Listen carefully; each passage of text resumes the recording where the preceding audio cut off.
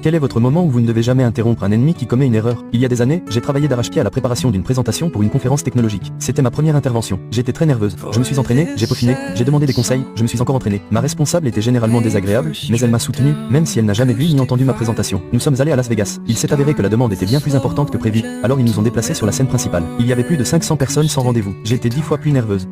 Juste avant le début, elle a remarqué une personnalité médiatique très connue et son photographe assis au premier rang. Elle était toute excitée et a insisté pour co-présenter la présentation. Elle est même allée jusqu'à inscrire son nom sur la diapositive de titre, ce qui m'a évidemment mis hors de moi. Nous sommes montés sur scène. Elle a fait une introduction correcte, puis j'ai commencé. Elle n'arrêtait pas de m'interrompre, alors je l'ai laissé faire. Ça m'a rappelé une émission matinale. Un groupe de personnes au sourire faussement exagéré discutant en même temps. C'était un sujet extrêmement technique, avec une démonstration en direct. Elle a bafouillé chaque diapositive, encore plus que la suivante. Puis, arrivée à la diapositive de démonstration en direct, elle s'est figée. J'ai eu le courage de la laisser mourir. C'était d'une brutalité glorieuse. On a eu une sorte de confrontation après. Je suis parti 2 ou 3 mois plus tard. Elle a été licenciée peu après. Oh, et les journalistes pour qui elle se pavanait sont partis juste avant le début. Je crois qu'ils étaient juste là, assis là, depuis la séance précédente.